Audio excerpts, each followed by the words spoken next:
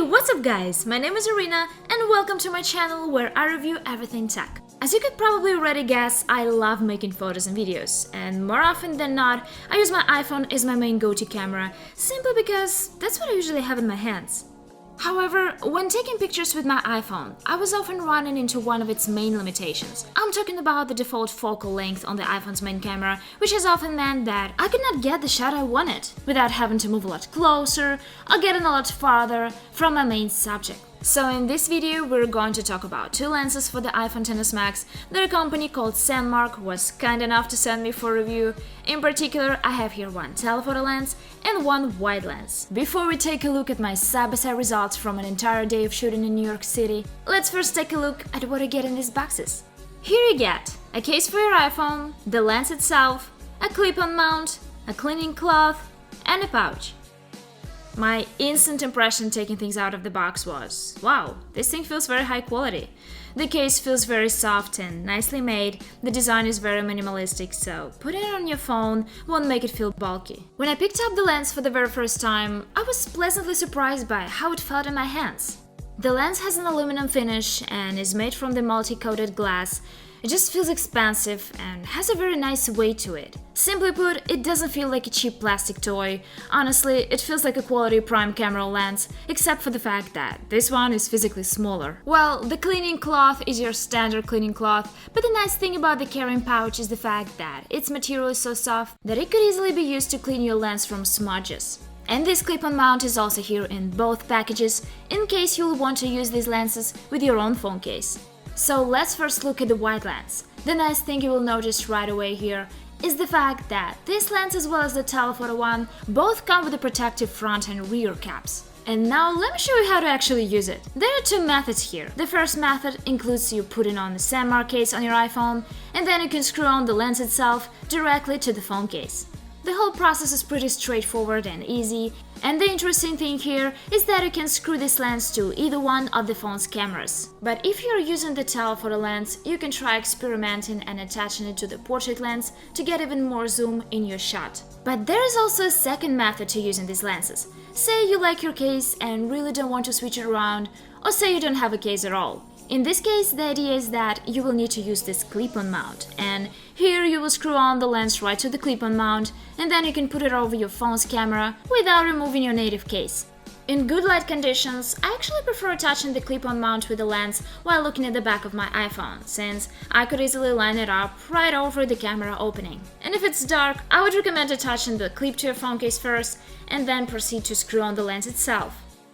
If you already have the lens attached to the clip-on mount, removing and reattaching it is very easy. So in the end, having a clip-on mount can come in very handy. Let's look at some side-by-side examples to see how attaching the wide lens translates to the actual photos. So here we have a photo of ice skating rink, and the first shot you're looking at was taken from the default iPhone's camera. And for the second shot, I'm attaching the wide lens. And here is the result. As you can see for yourself, there is just so much more that suddenly fits into the frame with the wide lens, and the whole shot just looks way more dramatic to me. For the second example, I was taking a picture of the billboard, and I was actually very close to the building. As a result, I could not fit the entire building into the frame, and so the second shot you're looking at was taken with the wide lens. Once again, you could see that there is a world of difference here.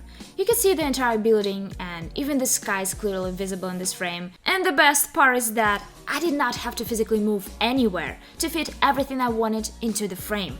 And yet another example from Times Square, and the first photo is once again taken with the iPhone's default camera, and for the second shot I've used the wide lens. The difference speaks for itself here, as you can now see the steps right before me, and also notice just how much more sky is now fitting into the frame. Basically, in my opinion, the second shot is definitely more fitting for a place like Times Square, where you want to show everything there is happening all around you. And for my last example of the wide lens, let's take a look at the default photo of Times Square. And now we switch over to the wide lens. The bench on this side that used to be invisible is now here in the shot, and also notice just how much farther away the benches and the billboards appear to be in the second shot. And of course, I did not forget to make some videos. And now let's switch over to the wide lens. And here is another one.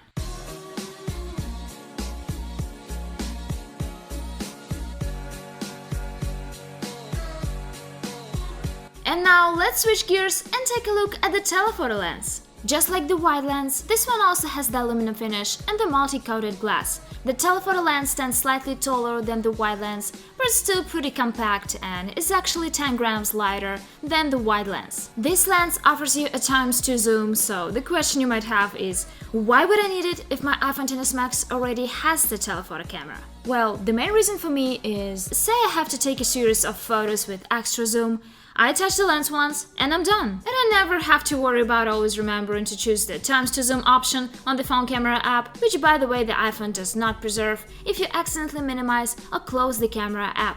And now let's look at some side-by-side samples. Here once again the skating rink in the Bryant Park.